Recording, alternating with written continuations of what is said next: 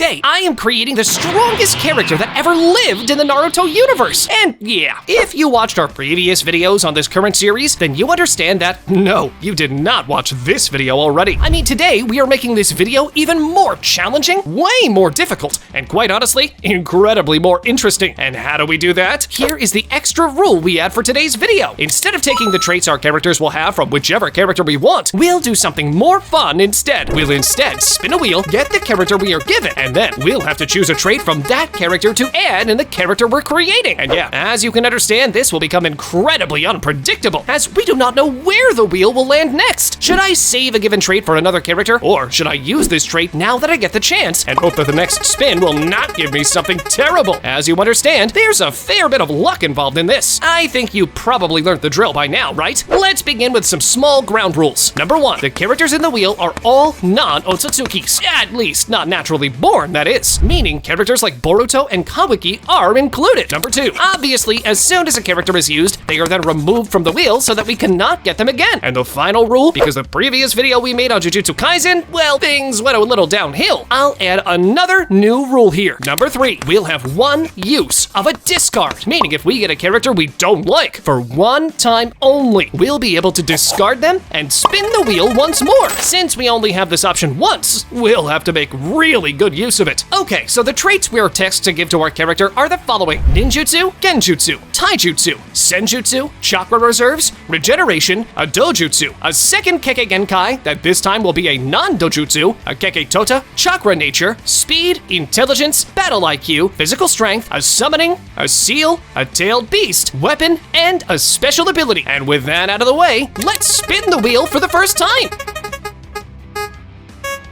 We get Shisui as the first character in our video. Okay, among the options and traits we can use Shisui for, these I think are the best candidates: Genjutsu, Dojutsu, Battle IQ, and Ninjutsu. Let's briefly explain each of these to see which one is the best to take. For Genjutsu, Shisui was one of the most skilled and renowned Genjutsu users in the Naruto series. His abilities in the area were considered among the most powerful of all Uchiha clan members, even rivaling those of Itachi Uchiha. I mean, hear all these in regards to Shisui's advanced Genjutsu skills. Shisui's most powerful Genjutsu was Koto Amatsukami, a visual jutsu unique to his Mangekyo Sharingan. This technique allowed him to control a person's thoughts and actions without them even being aware that they were under Genjutsu. It was described as the ultimate form of mind manipulation. The victim would believe that the thoughts implanted by Shisui were their own, making the control completely undetectable. This made it extraordinarily difficult to break free from or even realize that one was under the influence of Genjutsu. Not only that, but Koto Amatsukami had an incredibly long range and could affect multiple people if necessary. However, the technique had a major drawback. After use, it required a lengthy cooldown period of 10 years before it could be used again. This cooldown period could be shortened by possessing the chakra of Hashirama Senju, as shown by Danzo Shimura when he wielded one of Shisui's eyes. Shisui was also extremely proficient in regular Sharingan Genjutsu. By merely making eye contact, he could trap his opponents in illusions, manipulate their senses, and incapacitate them without physical confrontation. His Genjutsu was so advanced that even other Uchiha members, who were naturally resistant to Sharingan-based Genjutsu, were wary of his abilities. But that's only about Genjutsu. How about his Dojutsu next, aka the Mangekyo Sharingan? Like many members of his clan, Shisui was a wielder of the Sharingan, which he awakened at a young age. His mastery of the Sharingan rivaled that of Itachi's, both being highly praised for their especially high skill and sheer power in its usage. Using it, he gains access to the Dojutsu's generic abilities such as seeing chakra, predicting movements, and placing a victim under paralysis Genjutsu upon eye contact. His Genjutsu was especially powerful, hailed as the greatest user of the clan. His most basic techniques could easily trap other powerful users of the Sharingan, like Danzo, forcing the latter to resort to using Izanagi. Next, let's see Dojutsu. Shisui was one of the few people that was able to awaken the Mangekyo Sharingan. Shisui once noted that his Mangekyo Sharingan amplifies his ability to cast Genjutsu by circumventing the need to make eye contact to make use of its techniques. From this, he could trap multiple individuals in his Genjutsu from great distances away. Also, needing only to look at a target's eye, he can pour large amounts of chakra into them in order to increase its ability to keep them trapped. Another benefit to awakening his Mangekyo Sharingan was manifesting his own green Susanoo. Its defense was capable of withstanding a large barrage of explosive tags attached to kunai, leaving Shisui untouched. His Susanoo demonstrated the ability to unleash a barrage of chakra needles from its chest and its lance at an incredible speed to swiftly strike down a large group of targets. When manifesting a complete body form, his Susanoo gains a spear that he can rapidly spin in a drill-like manner to drill enemies to the ground, and can coat it with fire to create a vortex of flames. The negative of his dojutsu, however, was the fact that it was not eternal, meaning that after a certain amount of usage, the user will suffer greatly. Next up, battle IQ. For this point, all I will say is that Itachi looked up to Shisui, and that should probably tell you how smart Shisui was in the art of battle. Not only that, but Shisui and Minato were the only two shinobis in history to be given the flee on sight command by their opponents. That's how strong and clever they were. Imagine wanting to win a war, and yet you tell your soldiers, if you see this guy, just give up anything you're doing and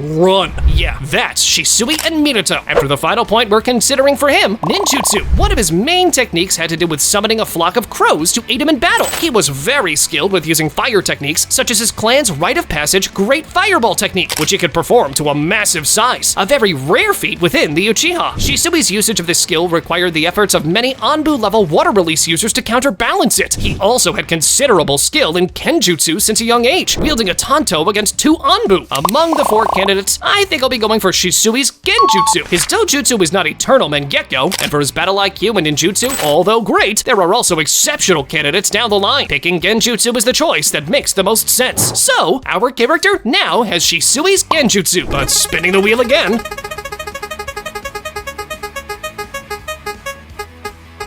The next character we get is Amado. Okay, here we only have one option, and to be honest, I'm not even complaining. Amado is the best character we could hope for that trait. Which is it? Intelligence. I mean, Kawaki described him as a technological genius. His brilliance was even recognized by Ishiki, who sought him out to help in his plans. He is also shown to be a proficient tactician and deceiver, planning several steps ahead, such as pretending to plant an explosive color device on Shikadai to use him as a leverage to fool Shikamaru and Konoha. He also came up with a successful plan to force Ishiki Otsutsuki to reincarnate in Jigen's body and simultaneously remove Kawaki's Kama, which even earned him Ishiki's praise. Likewise, Amado is adept in seeing through deceptions, able to notice details that are out of place in a situation and determine the truth. He single-handedly greatly augmented the various abilities of the Inners and likewise created cyborgs whose power exceeded Jigen, prompting him to order their immediate disposal. Amado managed to transplant Shibuya's DNA to graft his Shinjutsu onto others. With these capabilities, he also provided Jigen with the means to improve the chances of candidates being compatible with Kama. Using Jiraiya's DNA, he created a perfect clone of the legendary Sannin in his prime in Kojikashi. He also created a drug that weakens the Byakugan in the hopes of defeating Ishiki, and was successful in stopping Momoshiki from reincarnating in Boruto's body. In the anime, his technological prowess was such that he could even revive the recently deceased, meaning that by getting Amado's IQ, our character is a technological genius, capable of modifying his and other people's bodies to make them incredibly more powerful. Our character has Amado's intelligence. Spinning the wheel again.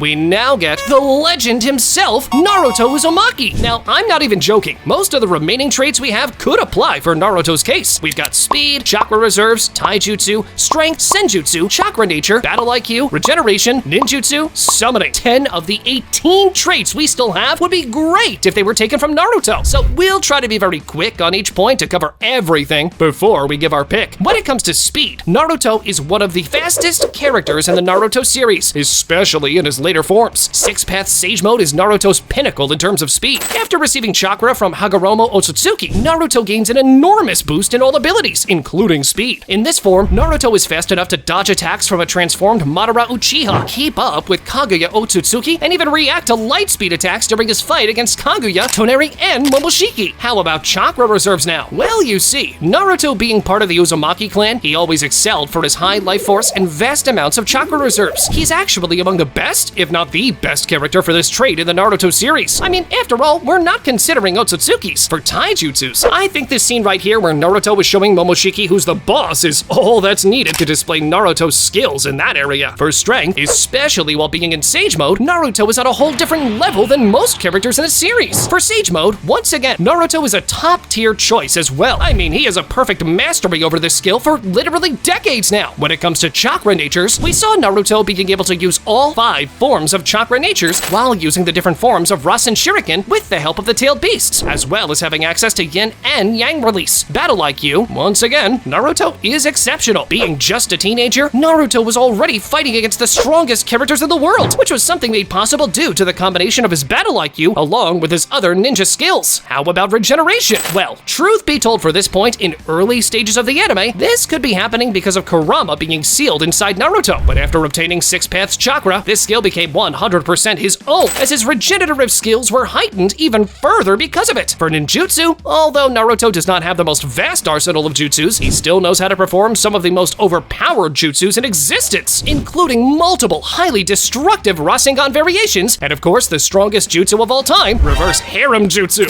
I mean, damn, this jutsu was responsible for taking down a god like Kaguya. And for the final point we're considering for Naruto, summoning. Here we have Gamabunta, which, don't get me wrong, he is indeed among the strongest summonings in Naruto, but nonetheless, I think it would be a waste to use Naruto for his summoning over something more destructive. Okay, hear me out for this one. No matter what we choose, there are great options on par with Naruto on pretty much all traits. What makes Naruto so strong is the fact that he's among the strongest characters in every single attribute, meaning the combination of his skills is what makes him this strong. There are great characters for speed, chakra, battle IQ, ninjutsu, you name it. The one thing, however, that is not so easily found in our wheel is Jinchurikis, aka hosts of tailed beasts. And Naruto, being, at least at some point, a Jinchuriki of Kurama, gives us the opportunity to take the 9 tails for our character. And I think that would be the best choice for our character. So, our character is now the Jinchuriki of Kurama. 3 traits down, 17 more to go. And the next character we get is...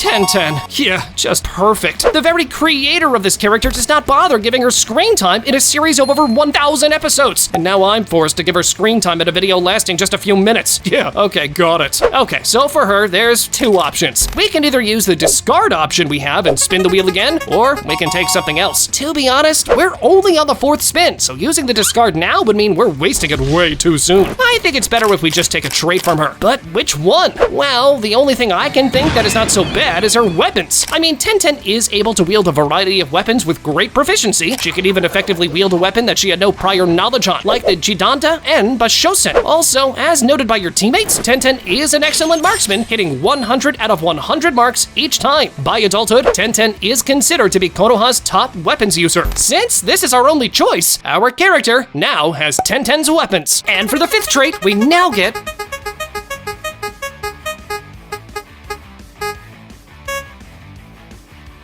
Boruto Uzumaki. Okay, now that's a pull we can put to good use. Chakra reserves, although not bad, they're not really massive for Boruto, so there's better choices ahead. Boruto does not have a Kekkei Totta, so that's discarded as well. In reality, for Boruto, we can consider the following: speed, special ability, taijutsu, dojutsu, battle IQ, ninjutsu, and a seal. Let's briefly speak about each point. When it comes to speed, Boruto is actually among the fastest characters in the whole Naruto franchise. Not only can he use Flying Thunder God technique, his actual innate speed is no joke too. After the time skip, we saw Boruto literally stepping on code before the latter could even realize what just happened. But moving on, when it comes to special ability now, what can we consider here for Boruto? That's of course his Jogan. I mean, this is literally the definition of a special ability. Even though not much is known about this eye, what is known is that it must be something incredibly important. So at the very least, we should probably consider it, right? For Taijutsu, again, Boruto excels in that area as well. But I do think that it would be a waste to use Boruto for Taijutsu. Other traits for him could have a bigger impact on our character. For Dojutsu, well, I'm not sure if we should classify Jogan in this category or in this special ability, since Jogan is probably a Shinju as well. But oh well, we'll consider it in this area as well, I suppose. For battle IQ, Boruto is definitely great, but given his youth, I suppose other candidates with more battle experience could be better. Ninjutsu now, well, Boruto has indeed a wide range of high-level and even god-level techniques, including Flying Thunder God, Vanishing Rasengan, Rasengan Uzuhiko, just to name a few. And finally, a seal. Boruto's seal is, of course, the Karma. This seal is by far the strongest seal someone can have in the world of Naruto. It literally grants them abilities and power from an Otsutsuki. It allows for space-time ninjutsu, absorbing techniques, healing, increase in power, strength, speed, and all physical attributes. Even levitating is possible. In reality, I'm between the Karma seal, speed, and ninjutsu. To be honest, I'm leaning more towards the Karma seal, since this allows our character to gain Otsutsuki-like abilities. While the other 2 abilities, aka speed and ninjutsu, Boruto does excel in. There are other candidates down the line that might give us something equally good as well. Our character now has Boruto's Karma Seal. Let's spin the wheel again. We now get Kisame. For him, I think the best choices we have are either Chakra reserves or strength. For strength, well, Kisame was stated to have immense physical strength, combining strong Taijutsu strikes with powerful slashes from Samehada. He could overpower Asuma Sarutobi in melee weapon combat, and even Guy, an extraordinary Taijutsu master, in their second battle. But my option, I think, is kind of obvious. Chakra reserves. Kisame possessed massive Chakra reserves well above those of other Otsutsuki members. His superhuman Chakra level in combination with Samehada has earned him the nickname Tailed Beast without a tail. Our character now has Kisame's Chakra levels. Let's move on to our next spin.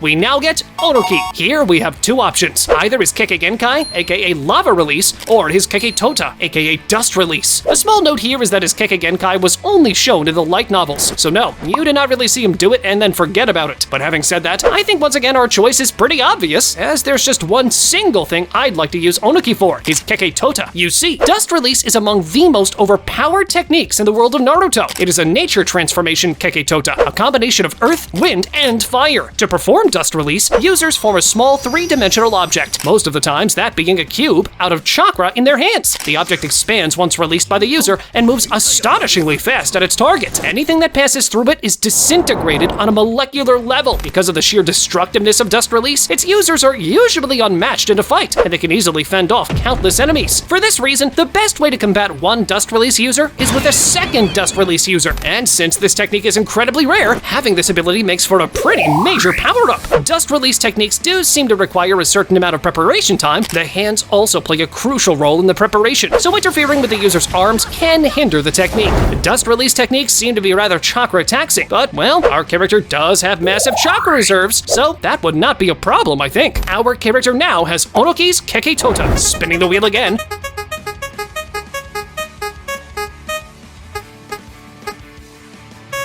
Our next pull is Hidan. What can we use him for? Well, his Taijutsu is not something incredibly special. Strength, once again, nothing much. He doesn't have any Dojutsu or other Kekkei Genkai. He does not use Sage Mode. His speed is also nothing special. Ninjutsu, I mean, his skills are very basic in that area, and other than this one ability we'll cover in a bit. Regeneration, well, I would not really call what Hidan does regeneration, as he is more of a being stitched back together rather than healing injuries. Now, when it comes to summoning, we never really saw him summon anything other than summoning Shikamaru's Rage, of course. So what's left? His battle IQ and his special ability. Well, I think the obvious choice here is to go for his special ability, aka his inability to die. As a result of extensive experimenting with the Jashinist's various techniques, Hidan's main advantage is his inability to die from virtually all causes, with the exception of malnutrition. His immortality allows him to survive numerous fatal injuries and almost any form of dismemberment. I mean, he even retained his ability to speak after having his head cut off. However, his head still needed to be connected to his body in order to control it, requiring Pakuzu to reattach it, and other body parts when needed. Even Shikamaru's attempt to blow Hidan into pieces using hundreds of explosive tags adhered to his entire body only succeeded in decapitating him and damaging his body. Even though he could survive most physical attacks, even ones that actually impaled him, he was still susceptible to pain, which he came to find pleasure in at the expense of his opponents. So making our character immortal, I suppose that's one heck of a power-up to add. Our character now has Hidan's special ability, aka Immortality. 8 traits down, 12 more to go. The next character we get is...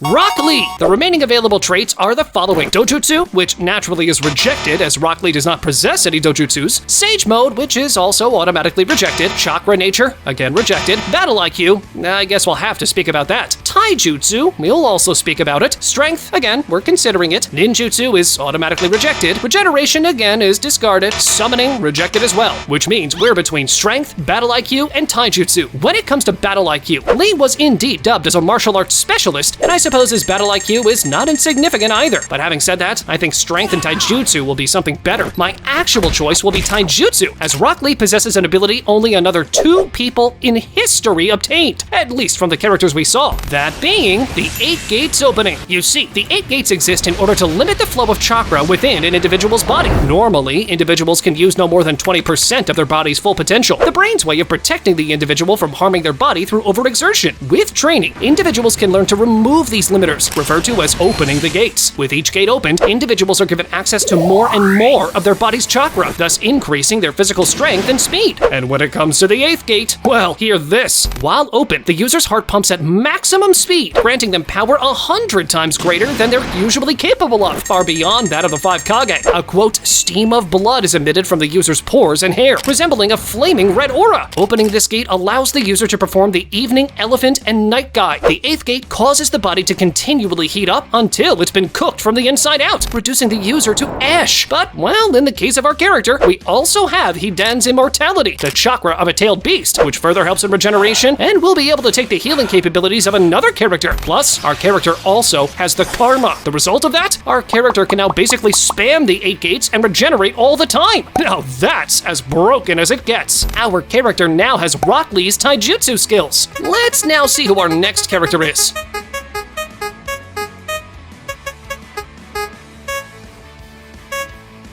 We get the 4th Raikage. The things that can be considered for him are strength, battle IQ, and maybe even speed as well. So let's briefly talk about each of these. When it comes to strength, the 4th Raikage has a matter-of-fact enormous physical strength. With a single hand, his feats included smashing through walls, severing one of the 8 Tails' horns, and breaking through Susanoo, a quote, absolute defense. When blocking one of Raikage's blows, while empowered by the 9 Tails chakra mode, Naruto claimed that he felt like he was being struck by a mountain and believed that a direct hit would end him if he wasn't careful. For speed, the 4th Raikage is naturally quite fast and efficient in his movements, able to intercept an opponent before they realize he's even approached them. Until Naruto Uzumaki's 9 Tails chakra mode, the 4th Raikage proclaimed to be the world's fastest ninja since Minato Namikaze's death. And now for battle IQ, well, we saw numerous times how Raikage was always calm and composed during battle, able to analyze and judge accordingly within split seconds of battle. Among the 3 traits, I think I'll be going for physical strength, as when it comes to speed, I'm still hoping to get a character like Minato. Our character now has the 4th Raikage's strength. Let's spin our wheel again, and our next character is...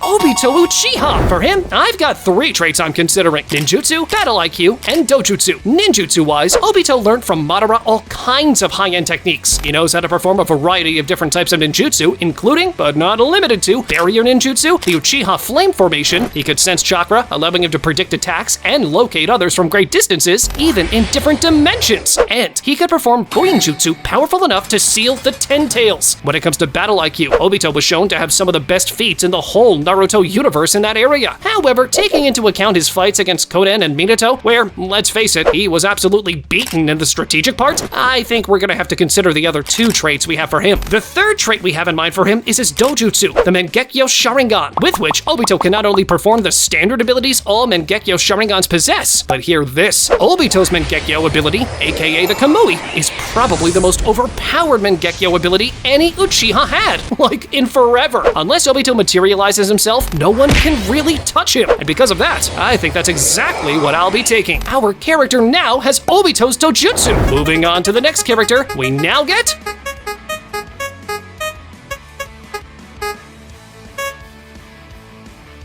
Kabuto. For him, I am considering 4 traits: Sage Mode, Battle IQ, Ninjutsu, and Regeneration/Healing. Let's briefly explain each of these. When it comes to Sage Mode, Kabuto becomes immune to Genjutsu and other visual attacks while in this state. He also describes his transformation as changing him from a snake to a dragon. Using Sage Mode makes Kabuto's jutsu and physical attacks stronger, improves his physical defenses, heightens his speed and reflexes, and allows him to sense his surroundings. He can also infuse natural energy into inanimate objects, giving them life. In Sage Mode, Kabuto can regenerate from injuries at an accelerated rate, making him nearly invulnerable to conventional attacks. This ability is bolstered by the natural energy he absorbs, which enhances all his physical abilities, including healing. For Battle IQ, I don't think this is something incredibly special for him, but nonetheless, having learned from Orochimaru, his Battle IQ, I suppose, was decent. For Ninjutsu now, Kabuto's natures include earth, water, and wind, as well as yin and yang release. Kabuto can produce barriers to hide his location, and in the anime, make himself invisible. On top of all these, he was also very capable in medical ninjutsu, which brings us to the next point, regeneration or self-healing. After experimenting on himself with Orochimaru's DNA, Kabuto gains enhanced regenerative abilities. He demonstrates near-instant regeneration of wounds, similar to Orochimaru's healing capabilities. This makes him extremely difficult to kill or permanently injure. Among the 4 traits, I must admit I'm tempted to choose regeneration. However, I'll be going for something else, Sage Mode. The reason being that the number of people being capable of Sage Mode is very limited, and thus, now that we've got the chance, we need to take it. Our character now has Kabuto's Sage Mode. Moving on to the next character, we now get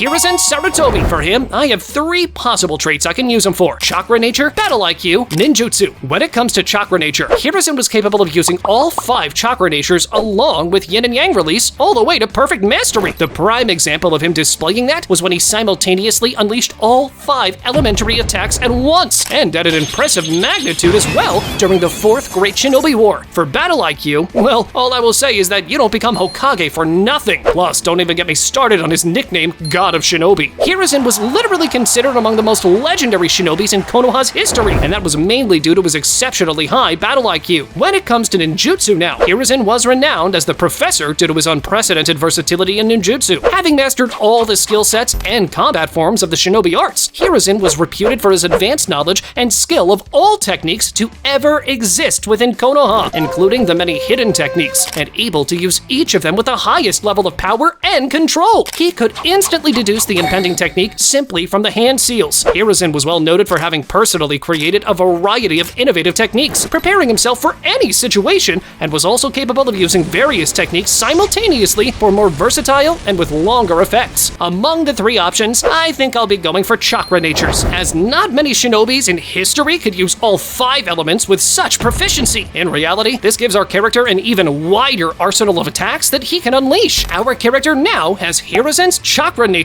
But let's spin the wheel again, and the next character we get is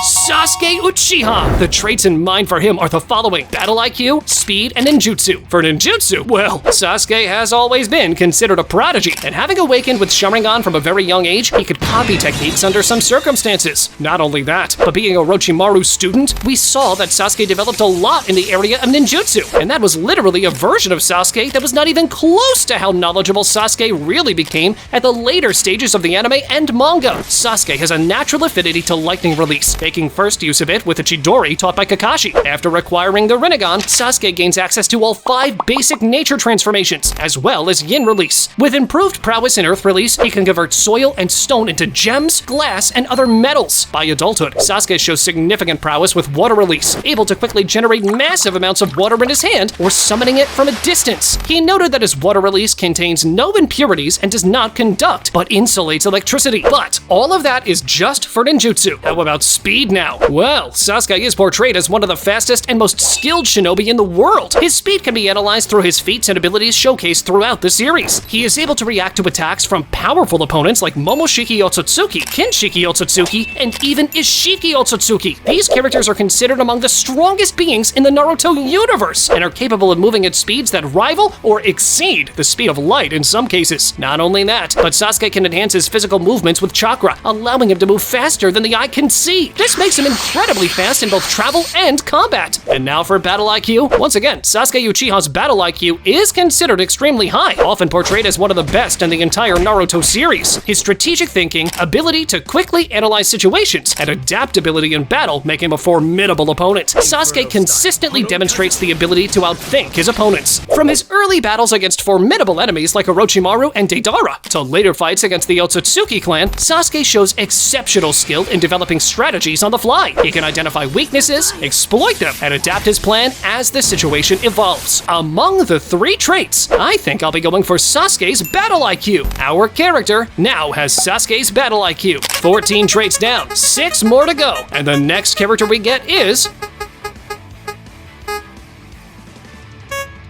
Hashirama. Okay, the options for him are two. Either use him for the second Kekkei Genkai spot we have, aka his wood release, or his regeneration capabilities. Both traits that he excels at. So, which one should we take? Let's find out. When it comes to his wood release, this ability was so rare that literally no other shinobi in history developed it naturally. That should really tell you just how broken Hashirama really was. You see, wood release is a unique ability that allows the user to create and manipulate wood and plants on a massive scale. Hashirama's wood release in particular was incredibly powerful and allowed him to create vast forests, giant wooden constructs, and even living entities like the wood golem. The sheer scale of Hashirama's wood release techniques was unmatched. His signature technique, the wood style deep forest emergence, could create an entire forest almost instantaneously, covering a vast battlefield. I mean, this technique alone shows how powerful and wide-ranging his wood release could be. One of the most impressive feats of Hashirama's wood release was his ability to subdue and control the tailed beasts, including the 9 tails. And now for regeneration. Hashirama Senju's regeneration abilities were extraordinary, placing him among the top-tier shinobi in the Naruto world in terms of durability and survivability. His regenerative powers allowed him to heal from severe injuries quickly and without the need for hand seals, making him incredibly difficult to kill in battle, which is actually the reason many fans still wonder to this day, how could this godlike character die? Who actually killed him? Well, you can let us know your thoughts on this in the comments down below. But back to our video, among the two, I think I'll be going for Hashirama's wood release, as this is literally the most unique and one of the most overpowered abilities someone can have in the world of Naruto. Our character now has Hashirama's wood release. But moving on, our next character is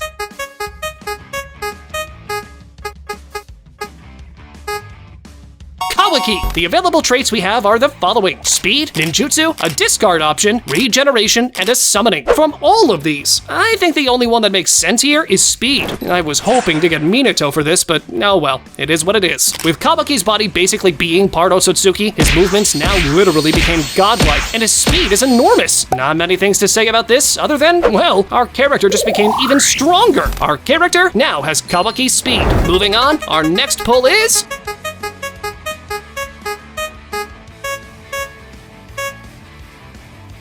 Itachi Uchiha. The traits left are ninjutsu, a discard option, regeneration, and summoning. If I knew I would have gotten Itachi, I probably would have reserved battle IQ for him, but oh well, let's see what we can do now. For him, I think the only one that makes sense here is his ninjutsu. I mean, Itachi's ninjutsu was exceptional, demonstrating mastery over a variety of techniques that solidified his reputation as one of the most skilled shinobi in the Naruto universe. Known for his prowess in fire release, Itachi mastered the Great Fireball technique and the Phoenix Sage Fire technique at a young age, showcasing his natural Uchiha talent. He was also proficient in water release, using high-level techniques like the Water Dragon Bullet and Water Fang Bullet with remarkable precision, even in the absence of nearby water sources. Itachi's skill in Shuriken Jutsu was enhanced by ninjutsu, particularly his Shuriken Shadow Clone technique, allowing him to overwhelm opponents with a barrage of projectiles. His use of Shadow Clones extended beyond mere distractions, with techniques like the Exploding Shadow Clone catching enemies off guard with deadly force. Itachi's Mangekyo Sharingan unlocked powerful ninjutsu such as Amaterasu, the Black Flames that could burn anything in their path, and Susanoo, a chakra construct armed with the invincible Yata Mirror and the Sealing Totsuka Blade. His mastery of sealing techniques, like the Totsuka Blade's ability to trap targets in an eternal Genjutsu-like state, and his use of Shisui's Kodo Amatsukami embedded in a crow, highlighted his strategic genius. Even while suffering from a terminal illness, Itachi performed these high-level techniques with efficiency, proving his unparalleled control over ninjutsu. Despite being renowned for his genjutsu, Itachi's ninjutsu proficiency was equally formidable, making him one of the most dangerous and respected shinobi of his time. Our character now has Itachi's ninjutsu. Moving on, we now get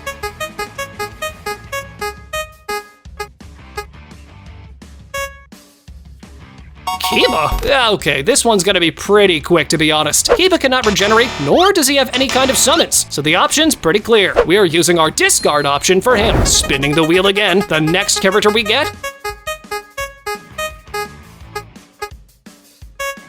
is Sakura! Okay, we only have 2 traits left, so let's see what we can do with it. It's either regeneration or summoning. Sakura's summon is Katsuyu the Giant Slug. Katsuyu is best known for its ability to aid in healing. Sakura can summon Katsuyu during battle or in situations where large-scale healing is required. Katsuyu can divide itself into smaller slugs that attach to injured individuals, channeling healing chakra to them over long distances. This ability makes Katsuyu invaluable in medical situations, particularly during large-scale conflicts where multiple individuals need healing simultaneously.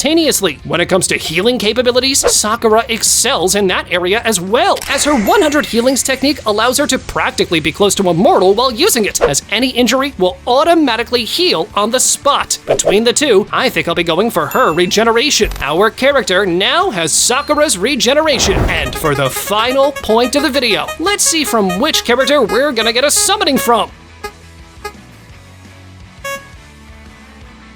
Jiraiya! Okay, I must admit, we got pretty lucky here, as many characters in our wheel don't even have a summoning, let alone a pretty good one as well. You see, Jiraiya's summon, aka Gamabunta, is a powerful chief toad from Mount Myoboku. He is a massive toad with great strength, durability, and combat prowess, making him Jiraiya's most formidable summoning creature. Gamabunta is a veteran of many battles and possesses significant combat experience. He fought against Shukaku, the one-tailed beast, alongside Naruto during the battle at the end of the Chunin exams. His experience and wisdom make him a formidable ally in battle, capable of making strategic decisions and holding his own against powerful opponents. Even his ninjutsu is no joke. He can perform powerful water-based ninjutsu, such as the water release water bullet technique, which allows him to shoot large, powerful water blasts at his enemies. He also uses a massive sword in combat, combining his ninjutsu with physical attacks for devastating results. Last but not least, Gamabunta also has demonstrated the ability to use oil-based attacks in combination with fire ninjutsu. When teamed up with Jiraiya, Gamabunta could unleash devastating attacks, such as the fire release Toad Oil Flame Bullet, which combines Jiraiya's fire jutsu, Gamabunta's oil, to create an immense fiery explosion. Our character now has Jiraiya's summon, aka Gamabunta. Click on this video next, where we rank the strongest clans in the whole Naruto world. Go on, check it out!